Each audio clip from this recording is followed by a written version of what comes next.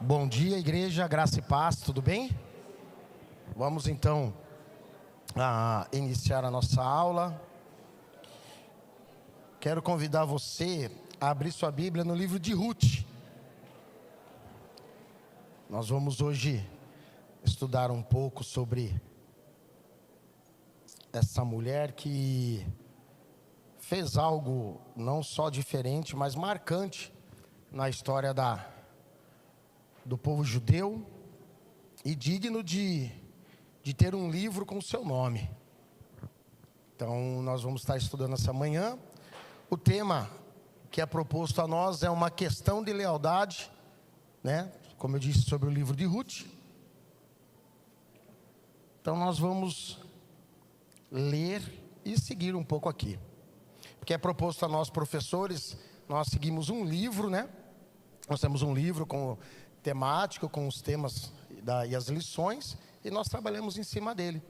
Pastor Clóvis falou sobre Josué, o pastor Tatu na semana passada falou sobre Gideão, e eu agora vou estar falando com vocês aqui sobre o livro de Ruth. Então, diz assim, capítulo 1, se você tem a sua Bíblia aí para ler junto comigo. Eu vou precisar de uma ajuda no seguinte, deixa eu ver aqui. Não pode. Ô Hilton, você com o Elton pode me ajudar numa coisa aqui? Vocês dois, você com o Hilton, vem cá. Pega ali com a Thalita, a minha esposa, já chamei já, mano. Pega com a Thalita ali um negocinho ali, distribua para o pessoal que está aqui, por favor. Depois eu vou explicar o porquê, tá bom? Enquanto eles vão pegando lá, pode distribuir. Não comam ainda.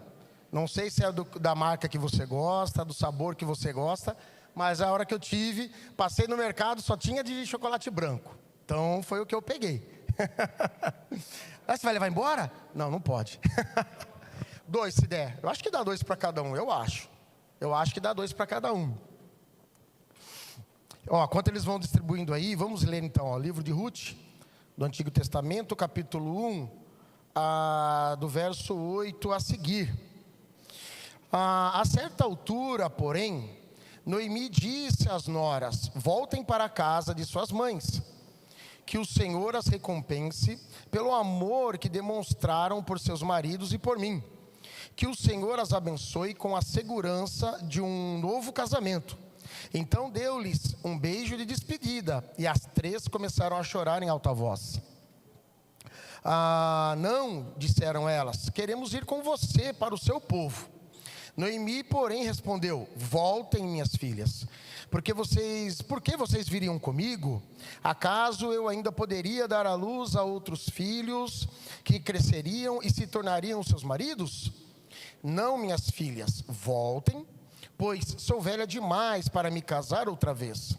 E mesmo que fosse possível eu me casar essa noite e ter filhos, o que aconteceria então?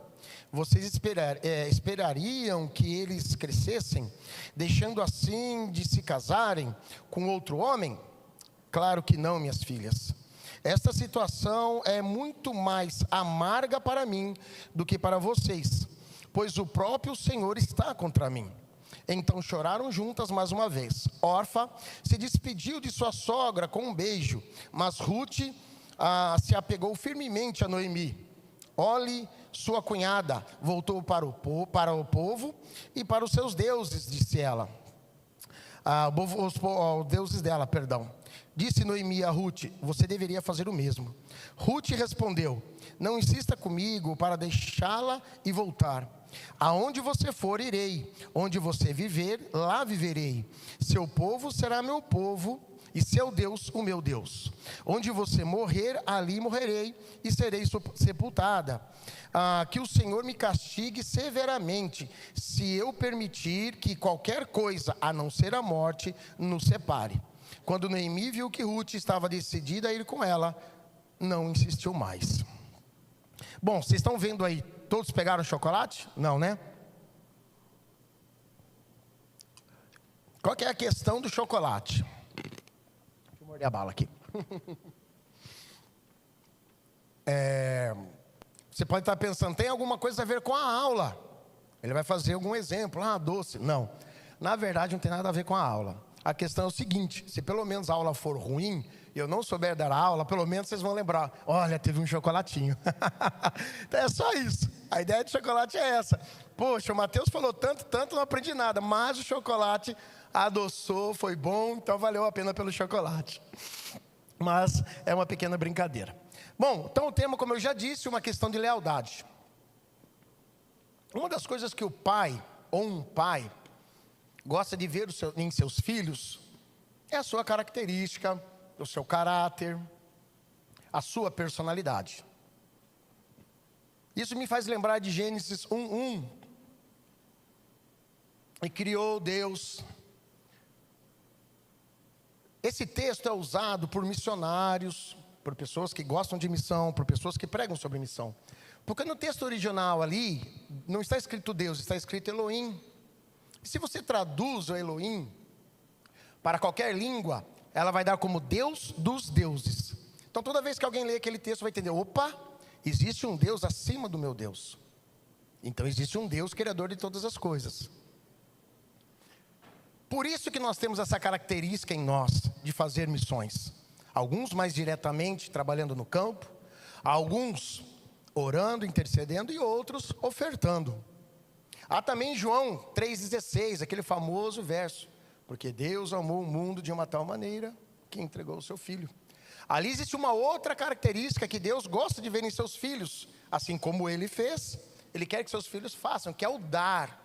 Por isso dizimamos, por isso ofertamos, por isso fazemos tantas coisas, porque é uma característica de Deus, que Ele quer ver nos seus filhos. Por isso nós damos. E a lealdade aqui, que nós vamos aprender um pouco sobre a vida de Ruth. Eu até falei para minha sogra que eu ia brincar, né? Minha primeira aula, meu primeiro momento, tinha que ser justo o nome da minha sogra. Era um presente mesmo para ser marcado, para não esquecer. Então a minha primeira aula, se Deus assim permitir dar mais, eu vou lembrar toda vez: olha, a minha primeira aula foi sobre Ruth, que é o nome da minha sogra. E essa é uma característica que Deus quer ver em seus filhos, acerca da lealdade. A palavra lealdade, ela é um leque muito grande, muito grande, tem várias ramificações. Duas palavras que nós podemos tirar da palavra lealdade é fidelidade e fiel. O Evangelho de Mateus vai trazer um outro verso para nós que diz o seguinte: que vai vencer aquele que permanecer o quê? Fiel até o fim. Então, a fidelidade, ela está inteiramente ligada na conduta cristã. O escritor do livro, a intenção dele é trazer uma cosmovisão cristã desta palavra, que nos dias de hoje, irmãos, está tão banalizada, né? Hoje, o secularismo traz para nós que a palavra lealdade, ela na verdade está condicionada não a princípios, não a preceitos, mas ela está baseada em exemplos. Vou dar um exemplo. Hoje em dia, né, principalmente na área comercial, na área de trabalho, não sei no que você faz, mas sempre uma pessoa ajuda a outra, não na intenção de ser um canal de bênção naquela vida, ou um instrumento na vida da pessoa, simplesmente porque ela tem uma outra motivação por trás daquela real ação. Seja favorecer ela mesma, seja contrair algo que lá na frente ela sabe que vai ser beneficiada. Então a lealdade hoje, no que o mundo traz para nós, infelizmente, ela está muito depreciada de valores, de verdade. E o escritor do livro, ele traz essa cosmovisão para mim e para você nessa manhã, para entendermos que isso também é uma característica de Deus, e que Deus quer ver em seu povo, e que existem preceitos. Poxa, mas Mateus, eu vou ler na Bíblia, vou ver alguns exemplos que não é leal. É verdade, nós vamos encontrar, a Bíblia vai ter isso. Mas às vezes nós cometemos um grande erro. Nós fazemos uma leitura exemplarista da Bíblia, sendo que o correto é fazer uma leitura preceitual da Bíblia. Então se você encontra algo ali que deu de errado, porque Deus assim o quis, você vai encontrar um preceito de Deus real e verdadeiro para dar o sentido sobre a minha vida, sobre a sua, sobre a nossa vida.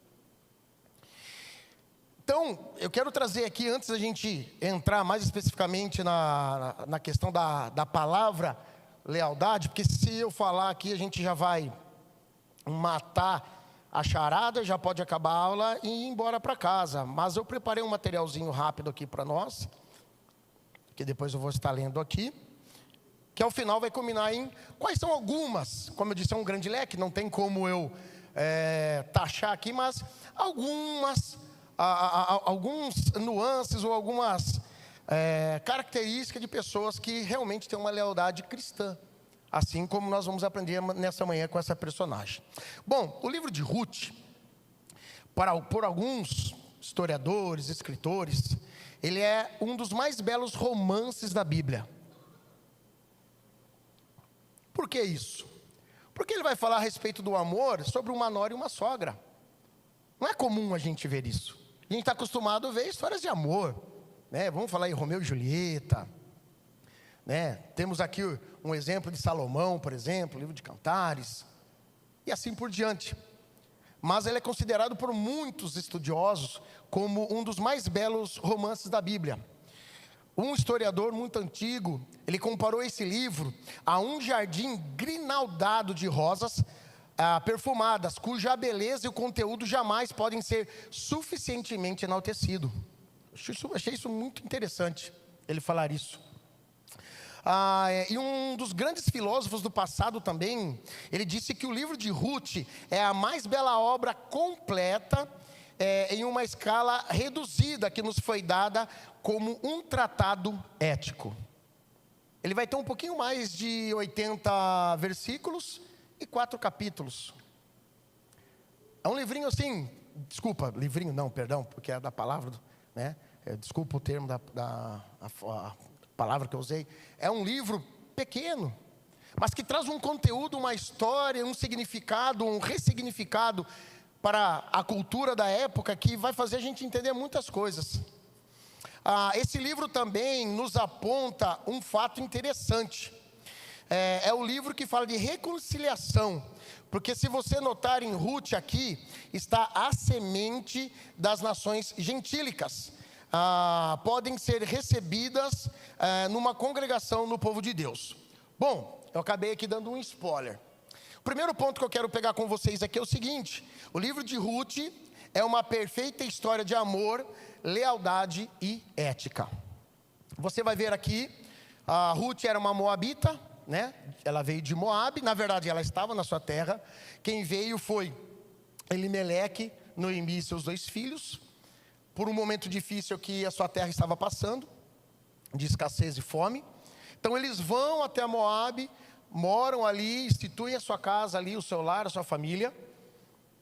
E os seus 2 filhos tomam 2 esposas moabitas para casar. Uma delas é Orfa, se não me falha a memória, e a outra é Ruth. E ali eles casam com elas.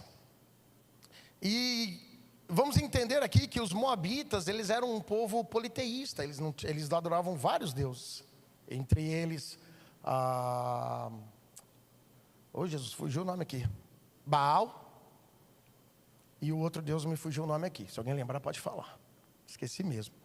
E eles eram politeístas, então eles adoravam a deuses falsos, não adoravam ao Deus de Israel verdadeiramente. Então eles são instituídos a família. Você vai ver ali que eles viveram cerca de 10 anos, a Ruth casada, com o filho de Elimeleque e de Noemi. Você vai ver que Elimeleque morre. Ele faleceu, morreu ali, foi enterrado, sepultado. Daquele momento Noemi se torna viúva. Sabemos que a viuvez naqueles dias não era fácil. Não era fácil. Havia 3 modos, ou 3 maneiras de ser viúva naquela cultura. A primeira era quando o marido falecia, morria, mas ela herdava os bens, tinha as riquezas, as terras, o dinheiro para fazer o comércio, e seus filhos para trabalhar e dar continuidade. O segundo era quando os seus filhos morriam, mas ainda continuava com a herança, com o dinheiro. E a terceira é quando ela perdia tudo: seu marido, seus filhos e a riqueza. E era nessa cena que Noemi estava inserida. Era nesse contexto que Noemi estava inserida ali. Ela perdeu seu marido, havia perdido seus 2 filhos, e as únicas coisas que seu esposo tinha era terra. E cá entre nós, irmãos, ter terra não é sinal de riqueza, né? Haja visto, eu converso com muitas pessoas. Essa semana tive a oportunidade de conversar com uma baiana, né? Eu sei que tem baianos aqui também, mas nós estávamos falando acerca dos valores de terra, de comida, né? E é muito desigual o valor que você tem de um terreno aqui para um valor da cidadezinha bem pequena que ela mora lá no interior. Então não significava que ter terra como Elimeleque tinha era rico, não, pelo contrário. Então ela estava ali abandonada à sua própria sorte. E pior ainda, ela tinha 2 pessoas, o qual ela era responsável, porque Noemi era mais velha. Então automaticamente a responsabilidade caía sobre seus ombros. Mas as suas 2 noras, como vimos aqui, no momento de separação, choraram, tristes, amargas de ter que separar daquela pessoa que elas tanto amavam.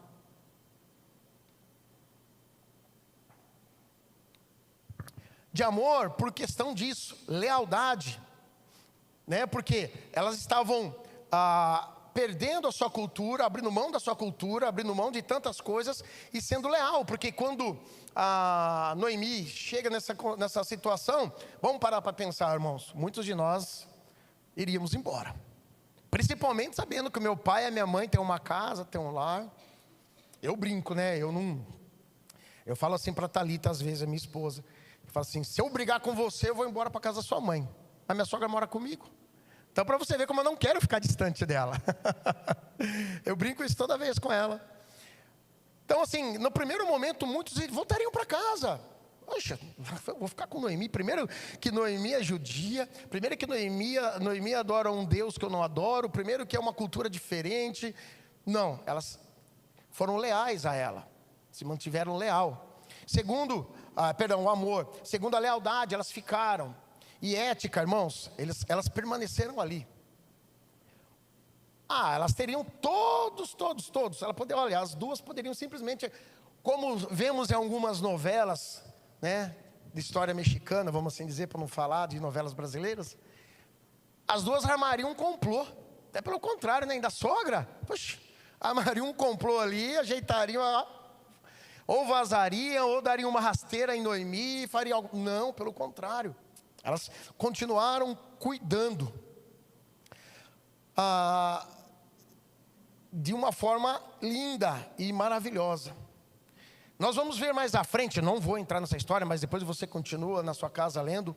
Nós vamos ver também o porquê desse livro ser considerado tão lindo e maravilhoso. Isso que de modo que o casamento, que você vai ver mais à frente, quando tudo é restituído à vida, né, de Noemi e Ruth, ela se casa com Boaz, que era quem poderia restituir, tomá-la para o casamento. Era um dos parentes mais próximos dentro da cultura judaica, era isso, que pagaria o resgate e que compraria suas terras e casaria com Ruth.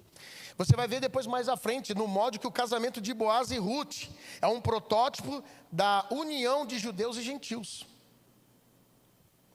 formando uma única igreja, a igreja do Senhor Jesus Cristo. Irmãos, algo aqui também que sempre que eu tenho oportunidade eu falo, como a palavra do Senhor é rica, é maravilhosa, como ela é poderosa e como ela é uma fonte inesgotável de vida, de sabedoria, de graça e de misericórdia. Nós estamos falando aqui de muitos anos antes de Cristo, e esse pequeno livro já aponta para a vida do Messias. O Antigo Testamento, ele é a sombra daquele que haveria de vir. O Novo Testamento é a comprovação daquele que veio e aponta para aquele que voltará. Assim como nós cremos naquele que há de voltar, naqueles dias, os que creram naquele que veio, e do Antigo Testamento, cria naquele que haveria de vir. Então aqui, depois na união de Boaz e Ruth, né, eles são um protótipo dessa união dos judeus, que depois você vai ver mais precisamente no livro de Atos, que muitos estudiosos chamam como o novo Israel, o Israel espiritual de Deus, que é essa linda união dos judeus e do povo gentílico, que é eu e você, que formam a igreja, a noiva de Cristo. Isso eu acho fantástico, eu acho fabuloso. Segundo ponto que eu quero falar com vocês, é também uma história de um drama familiar. Como eu já disse e contei aqui de uma forma muito pincelada e rápida, porque a hora voa. Aqui nós vamos ver questão de problema financeiro, como eu já havia falado, como eu falei, né? Morreu seus filhos, era eles que produziam, era eles que criavam. Morreu seu marido Elimeleque, não havia dinheiro. Então nós vemos aqui histórias sobre problema financeiro, vemos também problema de imigração. Olha só que interessante, a Bíblia, quantos anos já fala isso? Tão atual isso, né? Nós estamos vendo essa questão de imigração agora recentemente, nos Estados Unidos. Pessoas tendo que voltar. Vemos o nosso país sobre refugiados aceitando, ali da Venezuela. Vemos também problema de doença. Possivelmente os dois nomes do filho de Noemi, eu vou achar aqui para vocês. Se você achar primeiro que eu pode falar. Malom e Quilion. Talvez esses não sejam seus nomes verdadeiros. Por quê? Era cultural e comum entre o povo oriental colocar apelidos, ao ponto que parecia nome. Eu não sei se você tem essa oportunidade ou trabalha com alguém que ninguém conhece o nome da pessoa. Se você falar o nome, quem que é essa pessoa? Mas se fala o apelido, todos sabem. Por que era comum? Eu vou falar, por exemplo, de Jabes. Não sei se você já leu a história de Jabes. O nome Jabes significa, porque com dor o gerei. Então era costume do povo, às vezes, colocar o nome, significando aquilo que ocorreu. Mas também era comum, no decorrer, colocar um outro nome, ou um apelido que virava o nome, devido a situações. Esses dois nomes, um significa fraco, doente, e o outro significa mirrado. Então assim, eu estou falando isso é história, não está escrito na Bíblia. Possivelmente eles eram gêmeos, possivelmente. Não é bíblico isso eu estou falando de história, tá? Existe essa linha de raciocínio e pensamento.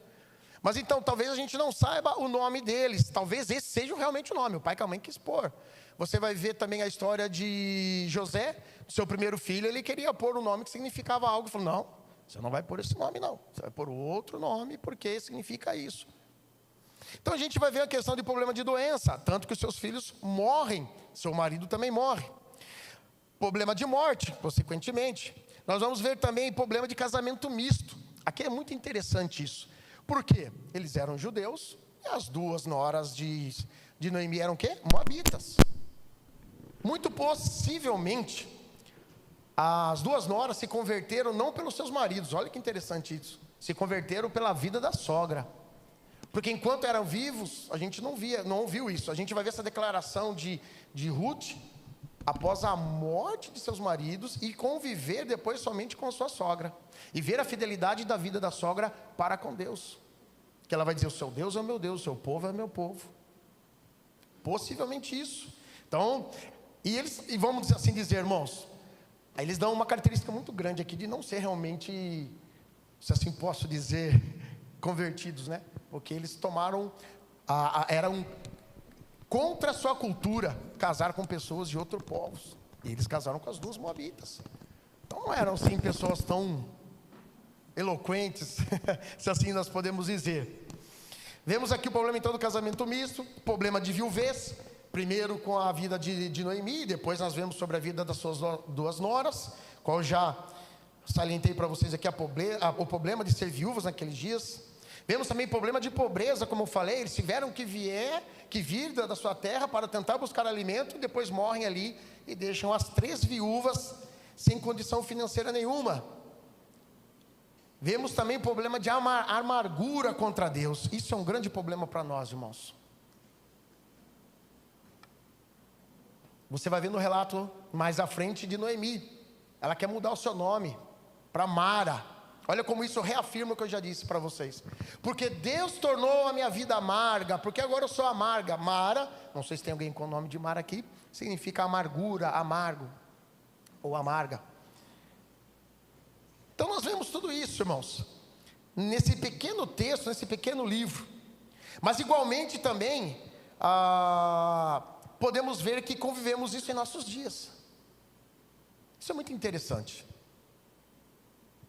Talvez você não tenha isso dentro da sua família, esses problemas que eu salientei aqui, mas alguém que trabalha comigo, trabalha com você, algum parente próximo, esteja inserido dentro dessas realidades aqui pontuadas na palavra do Senhor. Então, nós podemos aqui ver que também esse livro vai falar sobre algo maravilhoso. Esse livro também vai falar sobre a força da amizade, vai falar sobre a beleza da providência, e esse livro nos fala sobre a recompensa da virtude. Ele contrapõe tudo isso. E também ele vai falar aqui um contraste. Se você ler, olha, eu sou um professor um pouco antigo, tá? Até assim, você talvez esteja se perguntando, por que não tem slide? A minha esposa pegou no meu pé, por que eu não fiz slide? Eu vou aqui, sabe daquela afastadinha? Para a aula aqui, eu estou aqui nesse cantinho falando com vocês agora. Ó, a aula está aqui, ó, eu estou aqui. Irmãos, não sei se vocês são mais novos que eu sou da década de 80. Então eu sou acostumado com lousa e giz, irmãos. Não adianta. E minha última aula que eu dava numa outra igreja, irmãos, eu tinha um quadro com giz. Então eu escrevia, eu falava. Então eu fiquei um pouco enrijecido, mas eu vou aprender. Vai ter mais slides na próxima, vai. Mas tenha um pouco de paciência comigo. Não se irritem comigo. Vamos lá. No capítulo 1, verso 1, não feche a sua Bíblia ou abra aí. Olha o que diz o seguinte: nos dizem que os juízes governavam Israel, houve grande fome na terra, por isso um homem deixou seu lar em Belém de Judá e foi morar na terra de Moabe, levando consigo esposa e 2 filhos. Olha que interessante aqui, contraponto. Eu falei aqui para vocês, né, a respeito ele também é uma história de um drama familiar. Falei aqui, elenquei as situações, também contrapus aqui que também esse livro fala sobre força, amizade, fala sobre providência, e esse livro também nos fala sobre a recompensa da virtude. Mas aqui, algo interessante eu falar com vocês também sobre isso. Os dias em que foi escrito esse livro, a forma de Deus operar em seu povo, você conhece, tem um livro chamado Juízes. Foi um dos momentos mais tristes, tensos e tenebrosos da história do povo de Israel. Por quê? O que acontecia naqueles dias? O povo de Israel pecava, se prostituía com outros deuses. Você vai ver isso no livro de Oséias, né? Se entregavam a falsos deuses, né? Adoravam outros deuses e se afastavam da presença de Deus. O que Deus fazia? Deus levantava um juiz para julgar o povo, para falar contra o povo, trazer juízo ao povo. O povo se arrependia, pedia perdão a Deus e a paz voltava, e a paz restaurava. Mas era só tudo estar bem, o povo novamente virava as costas para Deus, o povo novamente caía em pecado, e novamente o povo se afastava de Deus. Então foi nesse contexto, foi nesse pano de fundo, foi nesse panorama bíblico que Ruth viveu. Em dias tão difíceis, em dias tão tenebrosos, uma mulher, assim dizer, não convertida, não crente, não conhecedora do Deus Israel tão profundamente, toma uma decisão que muda toda a história. E é tão legal e tão interessante isso, que Ruth, ela faz parte da genealogia de Davi, o grande rei Davi.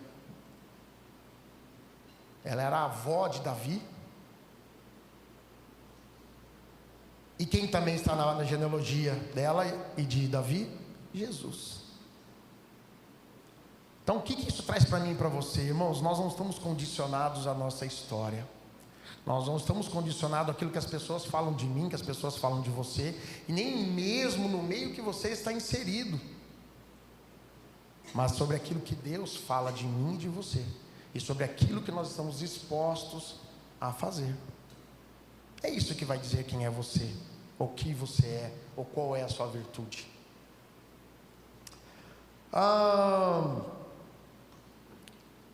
Em uma sociedade, então, dominada pelos homens, os personagens centrais desses livros são o quê? 2 mulheres, que desafiam a crise e agiram com fé na provisão divina. Olha só um outro ponto importante aqui. Entendam, eu não estou levantando a bandeira como que é? Como é? Feminismo, é isso? Não estou levantando essa bandeira, entendam. Não estou levantando aqui, só vai sair dizendo, olha, o professor lá falou, agora não quero nem saber, é isso aí, eu vou seguir. Enfim, não vou entrar em detalhes sobre isso. Não é isso que eu estou dizendo. Mas em dias tão patriarcais, onde o homem era a figura central, entenda, Deus usa duas mulheres para mudar o curso e a história daquela família. Algo muito interessante, irmãos. Olha, em dias assim que a figura feminina era tão assim. Então a gente vê inclusão na Bíblia, irmãos. Então se alguém quiser falar de inclusão com você, tem inclusão na Bíblia. Por isso que Paulo vai dizer a Timóteo, a segunda carta a Timóteo, olha, a Bíblia é inspirada, ela serve para isso, a palavra é verdadeira, irmãos. Então olha só o que nós estamos falando. A Bíblia está falando sobre problemas do dia a dia da família. A Bíblia está falando aqui nessa história sobre duas mulheres que contrariaram tudo, está falando sobre virtude, está falando sobre amor, lealdade, ética, sobre a questão que eu falei de receber refugiado, de ser refugiado em terra estranha. A Bíblia lá, irmãos, ela é maravilhosa. Então, como eu disse aqui, ela é uma história de um drama familiar. E agora eu também não podia deixar, né, como sendo uma EBD, falar um pouco sobre a autoria e a data desse livro.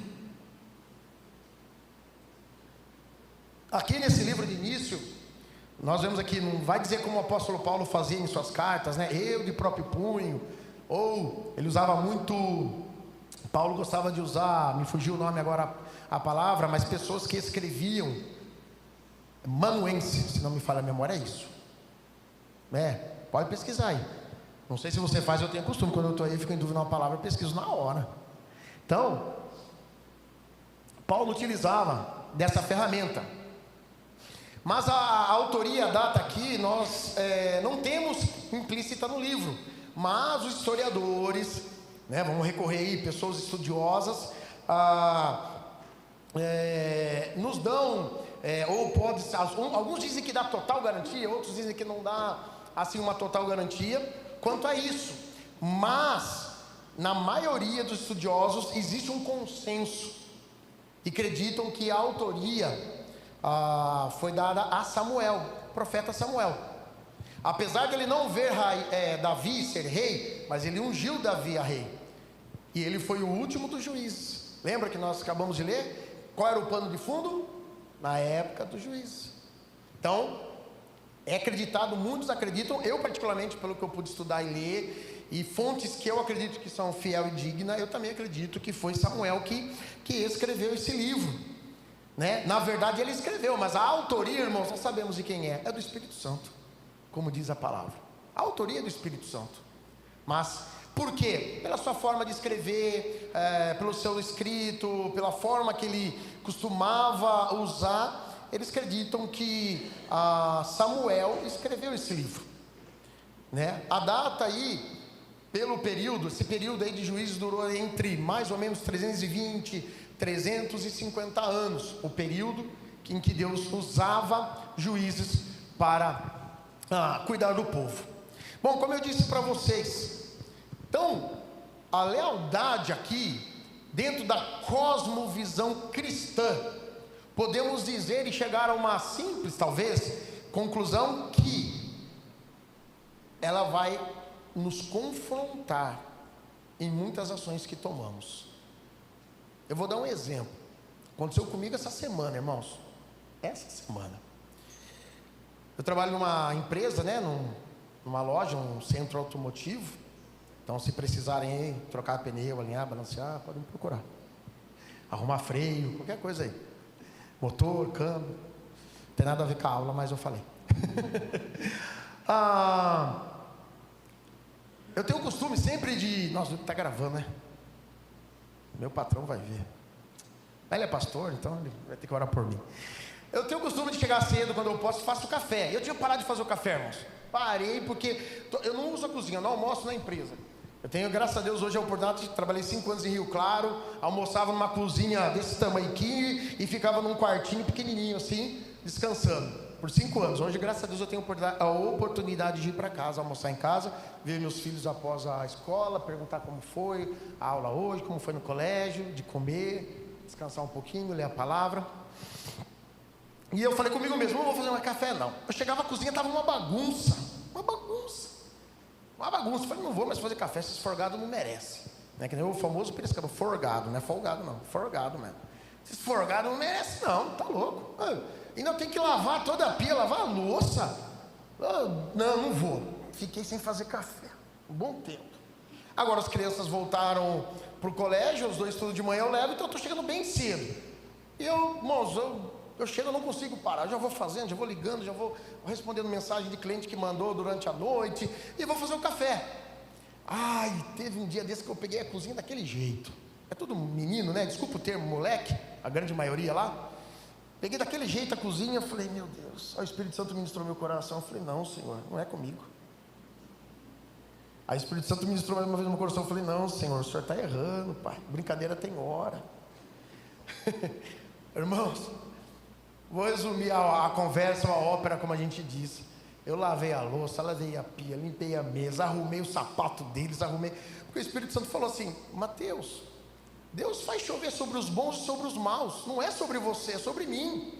Você não vive para você, a sua vida não pertence mais a você, a sua vida agora pertence a mim. E tudo que você faz, quer comais, quer bebais, faça para a honra e glória do meu nome. Eu falei, Senhor, aquilo ficou no meu coração. Eu falei, Deus, é verdade. Não chorei não, tá? Falei assim, cara, aí dei aquele talento, tal, aquela ajeitada e falei, Senhor, é verdade. Então, irmãos, a nossa lealdade, ela não tem que estar condicionada sobre se o seu patrão te reconhece ou não reconhece. Se os seus amigos, a sua esposa ou sobre o seu esposo reconhece. Sobre muitas vezes, ministerialmente ou qualquer área da sua vida, você é reconhecido ou não. Mas está totalmente linkado, alicerçado, norteado, fincado, enraizado naquilo que Deus diz. Pronto.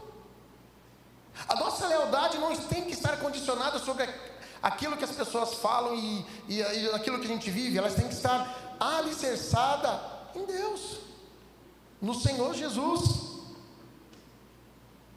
Aquele que quer vir a mim, após mim, negue-se a si mesmo, tome a sua cruz e siga-me. Quando Jesus fala de cruz, às vezes a gente até fala assim, não, eu tenho que pagar meus pecados, né?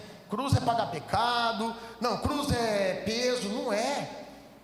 Porque quando você vai ler lá em Filipenses, você vai entender o que é carregar a cruz, é fazer a vontade do Pai. O que Jesus disse? Senhor, se possível, afaste de mim esse cálice, mas contudo, que não seja feito o quê? A minha vontade, mas a tua.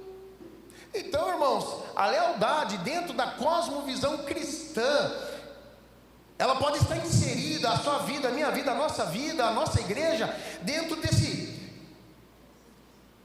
contexto aqui de toda uma situação adversa, controvérsia. Mas de que maneira qual é a lealdade que nós temos que lidar? Qual é essa lealdade? Então eu quero aqui, caminhando já para o final, colocar alguns pontos para a minha vida, para a sua vida, para a nossa vida, que tem que ter, ou vamos assim dizer, características que comprovam que a nossa lealdade é dentro de uma cosmovisão cristã. São alguns pontos, como eu disse, não tem como eu colocar tudo aqui, até porque seriam muitos, mas vamos lá. Uma das características que eu creio, isso aqui é eu, tá? Não está na Bíblia, que eu estou vivendo uma cosmovisão de lealdade cristã, é ser grato a Deus por tudo que Ele faz em nossas vidas, mesmo quando o nosso desejo não é atendido. Se eu for listar aqui de tantas coisas que eu peço para Deus, e Deus não faz, E se eu condicionar a minha lealdade a isso, eu peco.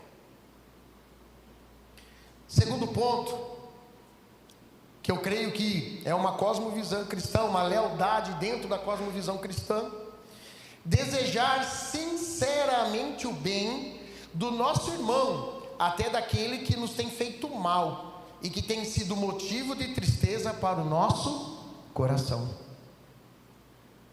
Irmão, sabe por que dói?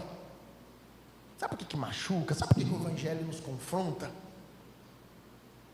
C.S. Lewis, ele diz uma frase seguinte: que se você quer encontrar ou buscar uma religião que te agrade, não seja cristão, não venha para o cristianismo, porque não é sobre mim, não é sobre você, não é sobre nós, é sobre Ele.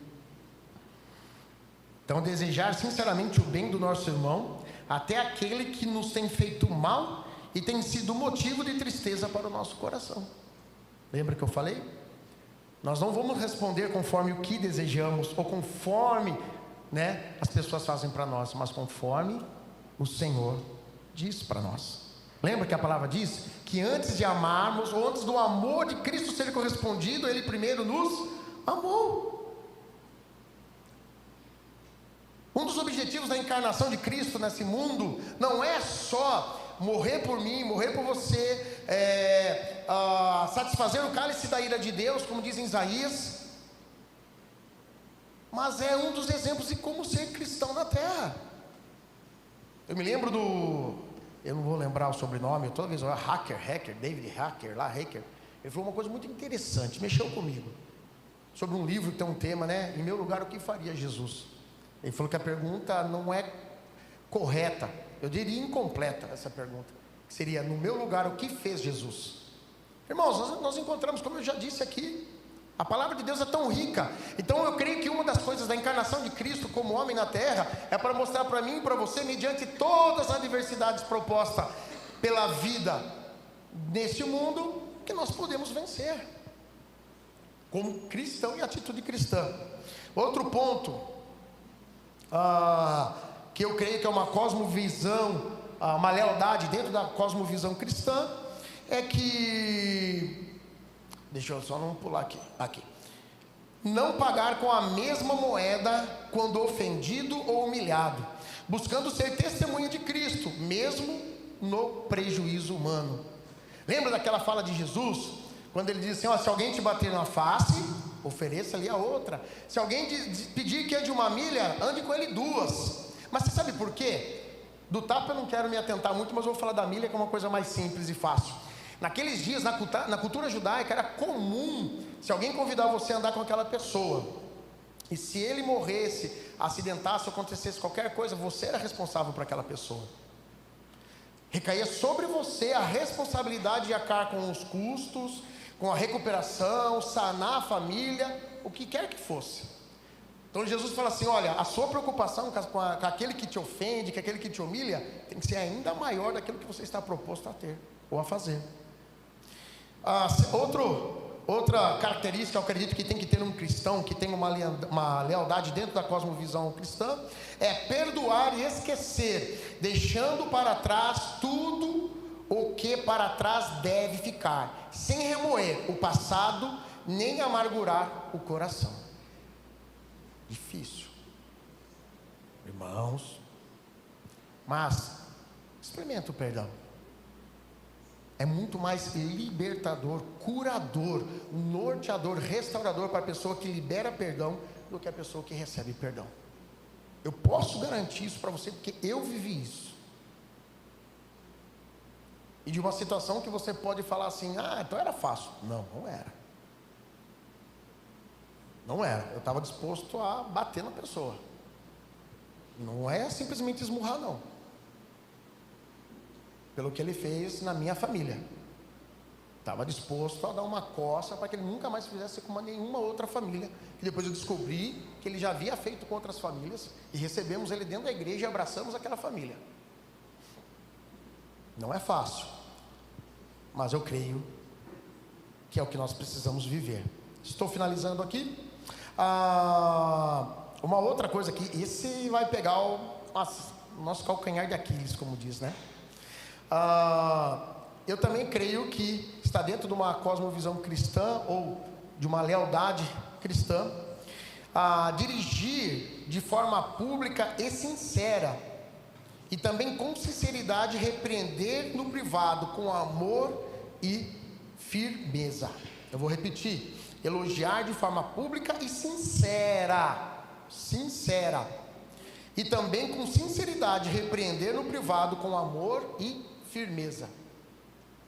Eu reconheço, irmãos, isso eu aprendi muito com a minha esposa. Eu errava muito nisso. Nossa, eu errava muito, mas olha, Jesus amado, errava muito. Não no elogio, mas na repreensão.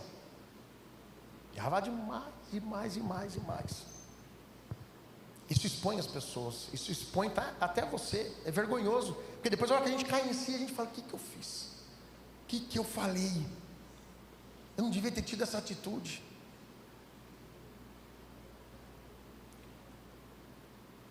Penúltimo ponto, que eu creio que compõe uma cosmovisão de lealdade cristã: não buscar os aplausos e os primeiros lugares, mas dar preferência a outros, sobretudo àqueles que carecem de acolhimento. Irmãos, é fácil a gente dar a comida. Eu fui desafiado uma vez. Acho que é a primeira vez que eu conto essa história. Eu fui desafiado uma vez. A gente estava fazendo um evento na igreja. Aí uma certa pessoa me desafiou. Eu falei assim: olha, ele está precisando de roupa, ele está precisando de comida. Aí essa pessoa falou: lembra essa semana? Eu postei e você comentou que ajudar a restaurar alguém não é dar comida, mas é colocá-la à sua mesa. Duvido que você faça isso. Irmãos, não foi fácil. Era um rapaz que era de fora, mas que vivia em condição de rua e usava drogas. E eu peguei ele alguns dias sem usar. Então imagina como que ele estava, morrendo de fome. Irmãos, nunca vi uma pessoa comer comida como comeu aquele cara. Eu sempre ouvi, desculpa o termo que eu falo, sempre ouvi falar da larica, mas eu nunca tinha visto a larica. Jesus amado, mas não acabava a comida, não acabava. Não, quero mais. Ele comeu tanto, irmãos, que ele acabou dormindo. Você já viu isso, cara? Ele não terminou de comer assim, sabe? Não deu nem tempo dele falar assim para mim: eu vou descansar. Eu achei que ele tinha desmaiado. Eu falei: morreu. O cara estava magro. Eu falei: morreu. Aí eu fui lá, mexi com ele. A pessoa chamava ele de boliviano, acho que ele era colombiano, se não me engano. Bolívia, acorda. Aí ele acordou, tal, belezinha e tal. Aí demos um banho nele, roupa para ele, tal, enfim. Então, irmãos, nós precisamos entender que não é buscar aplausos, não é estar nos primeiros lugares, mas é dar preferência a outros, sobretudo aqueles que carecem de acolhimento. E o ponto final aqui, que eu deixei por último, e eu creio que isso vai fincar, pelo menos fincou no meu coração, irmãos. Fincou porque é algo que eu tenho orado muito a Deus, eu tenho conversado muito com um missionário amigo meu, que Deus, gente de muitos anos, e Deus sempre usa a vida dele para ministrar sobre a minha vida, meu coração. Que eu creio que dentro da lealdade, que é uma cosmovisão cristã, que é avaliar a motivação perante toda nova ou toda nossa ação, certificando-se de não cair na armadilha de fazer as coisas certas com as motivações erradas. O que eu estou querendo dizer? Eu dei uma pincelada nisso no início. Nós temos o costume de fazer uma ação boa. Ok. Eu vou dar um exemplo, vou falar de mim. Pronto, fica mais fácil. Poxa, dediquei horas de estudo, me privei de algumas coisas, Deus tem dado a graça para mim, e de uma forma rica. Eu tenho trabalhado no projeto de implantação da igreja lá no Cobaiate, Itapuã. É isso, Sônia? Missionária Sônia. Falei certo? Cobaiate, Itapuã, Cobaiate? Hã? Itapuã o quê? Tóquio, obrigado. Com o pastor César e com a missionária Sônia. E ontem a gente ia retornar. Ontem a gente ia retornar, mas devido às muitas chuvas, não está sem condição o espaço que a gente utiliza, né? Daí conversei com eles, tudo, a gente tomou a decisão de não começar. Falei, uau, que legal. Não, legal de não vir, né, irmãos? Perdão. Vou conseguir estudar um pouco mais. A hora que eu estava estudando, liga o meu sogro. Mateus, o carro quebrou aqui em Tietê. Ele estava lá em Tietê, irmãos. Acusou, acendeu a luz de óleo. Eu falei, põe o óleo. Que óleo que eu ponho? Manda no WhatsApp. Mandei para ele a especificação do óleo do carro dele. E falei, depois ele me ligou, deu problema. O que foi? Ele vai num sítio, ele gosta muito de ir num sítio lá, ele tem uns amigos lá e tal. Furou o cárter do carro, irmãos. Pegou uma pedra, furou. Bom, tive que ir para Tietê. Não estudei naquele momento. Então, mas vamos lá, decorri, estudei e tal, agora estou aqui bonitão, aqui sendo transmitido, falando com vocês aqui. Mas, ok, a finalidade é boa, mas qual está sendo a minha real motivação? Compartilhar com vocês a palavra do Senhor, ser um instrumento pela graça e misericórdia de Deus, apesar de quem eu sou? Ou será que eu quero me aparecer? Será que eu quero, ter o status de pregar numa igreja grande, ser conhecido por pessoas? Vocês estão entendendo a diferença entre a ação e motivação? De repente nós tomamos uma atitude de fazer uma ação boa, mas qual é a real motivação por detrás daquilo? Será que nós está sendo dentro de uma cosmovisão de lealdade cristã a Deus? Ou eu estou querendo simplesmente ganhar haters? Não é que hater é ruim, né? Ganhar like, seguidores. Será que eu estou querendo me mostrar? Será que eu estou querendo fazer as coisas certas, mas com uma motivação errada? Será que de repente eu estou estendendo a minha mão para ajudar alguém, para só postar uma foto que eu estou fazendo uma doação, ou um ato de caridade? Irmãos, que isso possa estar fincado em nossos corações. Que essa palavra do livro de Ruth possa servir como um norte para a nossa vida, possa servir como uma luz na nossa caminhada, que possa servir como louvor, honra e glória àquele qual é digno de tudo e de todas as coisas. Amém? Deus abençoe, muito obrigado por me ouvir. Na próxima aula, talvez tenha chocolate. Deus abençoe, bom domingo, muito obrigado.